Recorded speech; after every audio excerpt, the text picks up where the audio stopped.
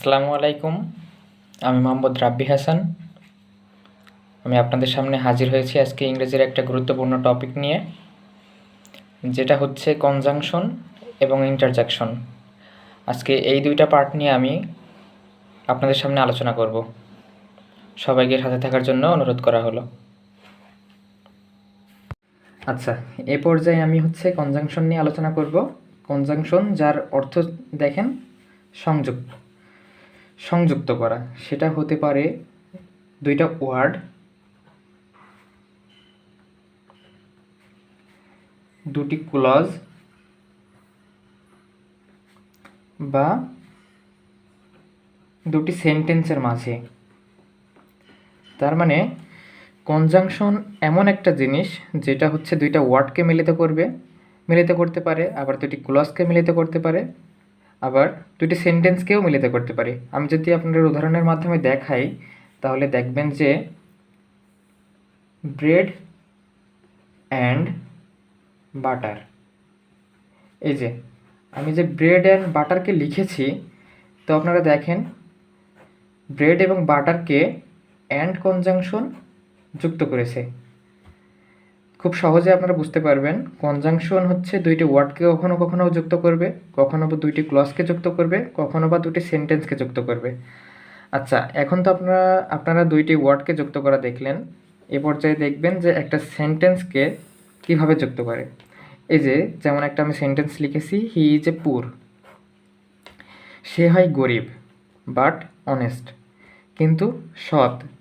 তো এই যে বাট কনজাংশনটা দেখেন, গরিব এবং সৎ, এই যে কিন্তু সে হয় গরিব কিন্তু সৎ, এই বাটটা দুইটা ইয়েকে যুক্ত করেছে। আচ্ছা, কনজাংশনের প্রকার ভেদের ভিতরে আমরা প্রধানত পাই তিন প্রকার। কনজাংশন, যে টাইপস অফ কনজাংশন আছে, তার প্রথম প্রকারটা কোঅর্ডিনেটিং কনজাংশন। আচ্ছা, কোঅর্ডিনেটিং কনজাংশনটা মূলত কি?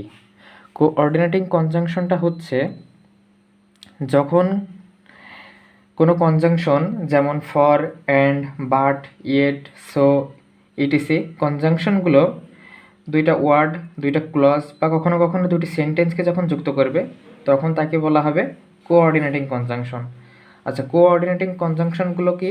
কোঅর্ডিনেটিং কনজাংশনগুলো এই দেখেন, আপনাদের সুবিধার্থে আমি লিখে দিয়েছি, for, and, but, yet, so, etc. তো এবং কোঅর্ডিনেটিং কনজাংশন দিয়ে আমি একটা উদাহরণও লিখেছি, হি ইজ এ পুর বাট অনেস্ট। আচ্ছা, আপনাদের সুবিধার্থে আমি আরেকটা উদাহরণ দিই, he is a brilliant student but he can't obtain a good result.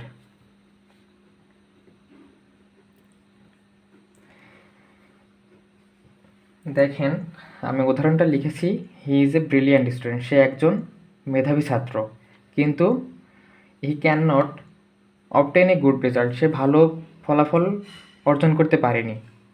তাহলে দেখেন, এই যে পার্ট কনজাংশনটা, এই যে প্রথমে একটা সেন্টেন্স, সেন্টেন্স তো আমরা চিনি সবাই, সেন্টেন্স একটা সাবজেক্ট, একটা ভার্ব থাকবে এবং বাকি এক্সটেনশন।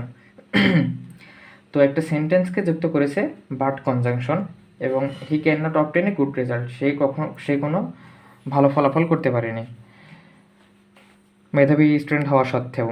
তো আমরা এই পর্যায়ে দেখলাম কোঅর্ডিনেটিং কনজাংশন, এবং দ্বিতীয় পর্যায়ে আমরা দেখব সাবঅর্ডিনেটিং কনজাংশন। সাবঅর্ডিনেটিং কনজাংশনটা কি? সাবঅর্ডিনেটিং কনজাংশনগুলো as, while, till, until, whereas, therefore, though, although, if. এইগুলোই মূলত সাবঅর্ডিনেটিং কনজাংশন। আর প্রত্যেকটি কনজাংশনের ডেফিনেশনগুলো কিন্তু সেমই। সে কোনো না কোনো হয়তো ওয়ার্ড, কোনো ক্লজ বা কোনো সেন্টেন্সকেই একসাথে জোড়া লাগাবে বা সংযুক্ত করবে, আপনারা যেটাই বলেন। তো আপনারা দেখতে পাচ্ছেন যে আমি সাবঅর্ডিনেটিং কনজাংশনগুলো লিখে দিয়েছি, আপনারা নোট করে নেবেন সবাই, আশা করি। এবং আমি একটা উদাহরণও দিয়েছি যে if he studied hard he passed the exam. যদি সে পরিশ্রম করত সে এক্সামে পাশ করত। তো দেখেন এই যে ইফ কনজাংশনটা বাক্যের শুরুতে বসে যদি একটা শর্ত প্রকাশ করেছে, আর যদি কোনো বাক্য শর্ত প্রকাশ করে তাহলে সেটা হয় কি কমপ্লেক্স সেন্টেন্স। কমপ্লেক্স সেন্টেন্স তো আমরা সবাই চিনি। কমপ্লেক্স সেন্টেন্সটা হচ্ছে একটা প্রিন্সিপাল ভার্ব, একটা প্রিন্সিপাল ক্লজ, একটি প্রিন্সিপাল ক্লজ প্লাস একটা সাবঅর্ডিনেট ক্লজ। Subordinate clause. আচ্ছা, কখনো কখনো একটি প্রিন্সিপাল ক্লজ এবং এর সাথে একাধিক সাবঅর্ডিনেট ক্লজ থাকতে পারে, সেটাও কমপ্লেক্স সেন্টেন্সই হবে, আপনারা বিভ্রান্ত হবেন না। কিন্তু প্রিন্সিপাল ক্লজ একটাই থাকবে, আর প্রিন্সিপাল ক্লজটা কি একটা ফাইনাইট ভার্ব থাকবে এবং একটা সাবজেক্ট থাকবে, তাহলেই সেটা প্রিন্সিপাল ক্লজ হবে। আমরা সবাই আশা করি জানি যে ফাইনাইট ভার্বটা কি। আচ্ছা, এ পর্যায়ে আমরা দেখলাম সাবঅর্ডিনেট কনজাংশন এবং সর্বশেষ কনজাংশন যেটা রয়েছে কোরিলেটিভ কনজাংশন। কোরিলেটিভ কনজাংশনটা কি? কোরিলেটিভ কনজাংশনটা মূলত হচ্ছে যুগ্ম সংযোজক। মানে এই যে কনজাংশন আমরা যখন প্রথমে পড়েছি কোঅর্ডিনেটিং কনজাংশন এবং সাবঅর্ডিনেটিং কনজাংশনের ক্ষেত্রে এই যে এক একটা ওয়ার্ডই হচ্ছে এক একটা কনজাংশন, কিন্তু আপনারা যদি খেয়াল করেন তো কোরিলেটিভ কনজাংশনগুলোই দেখতে পারবেন যে নট অনলি, এখানে কিন্তু দুইটা শব্দ আছে।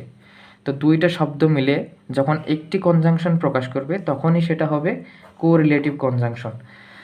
কোরিলেটিভ কনজাংশন যদি আপনারা দেখেন, আমি একটা উদাহরণ দিয়েছি, either he or his brother is guilty, হয় সে অথবা তার